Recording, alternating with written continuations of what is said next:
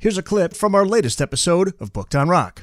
Chris Sutton, he's back. This time he's got a brand new book called Black Sabbath, the Dio Years. Every album, every song, part of Sonic Bond's on-track series. Chris, when did you discover Ronnie James Dio, that era of Black Sabbath, and how did you feel about it in terms of him being a replacement for Ozzy? I don't know what it was like in the USA, maybe slightly different, but over in England, I'd been into rock music for some time.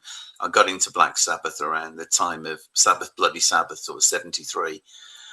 And then Rainbow popped up after Deep Purple, and that's where most of us knew about Ronnie James Dio, was because he was Rainbow's vocalist. And those first 3 studio albums and live album with Rainbow were extremely well received in the UK and Europe. I'm not sure how much they went down in America. But, people really embraced Ronnie James Dio as a great rock and roll singer. So we knew his quality, and it was an enormous shock when he left Rainbow. I couldn't understand that. I know what the reasons were, that Blackmore wanted to do better in America, more commercial, the sort of the foreigner route, I guess you might say, journey, that kind of vibe. But Dio, to me and a lot of people, was as important in Rainbow as Blackmore. I really think that. And I think that becomes quite evident when you listen to Heaven and Hell. You can really see what Dio's input was in Rainbow, because he brings it with him into the first album, Heaven and Hell.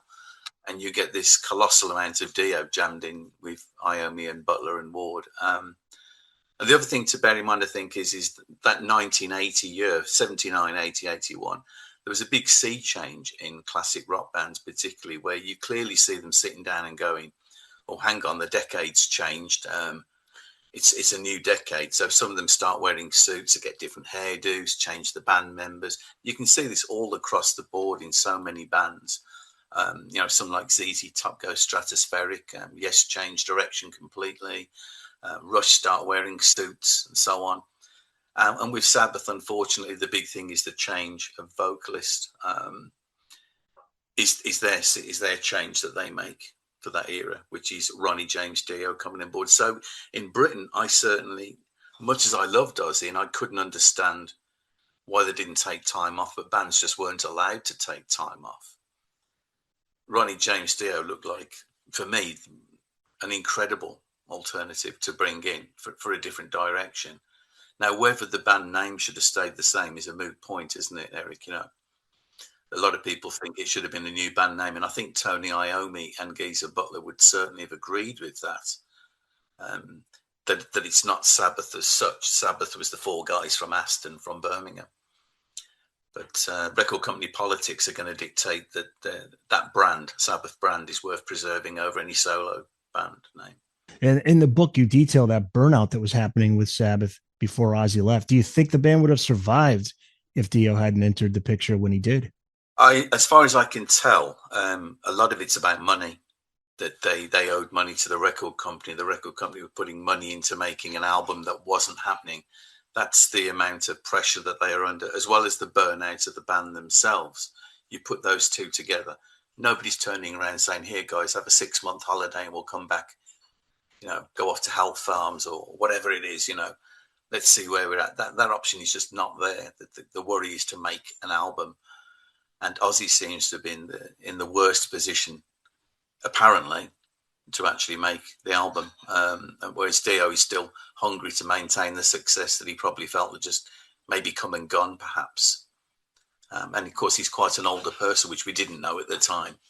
He's he'd been singing since about 1958 on records, something like that. That's amazing. How old was he at that time in 79, 80? He was 30 something. Check it. I'm not sure, but he wasn't in his 20s, so he's not like a whippersnapper, if you like. He's somebody who's been there and been around. He was an older person. Interesting. Yeah, the comparison to the Van Halen story, where Sammy was late 30s when he joined Van Halen. Similar here. You got a guy who's been around. One fascinating part of the story is how close Sabbath came to falling apart entirely by 79. Was there a point when Tony Iommi seriously considered ending the band? Yeah, I believe so. I think Tony could see that Geezer was having problems, personal problems, and was on the edge of leaving, which he did for a while. Bill Ward was struggling with his personal problems at the time.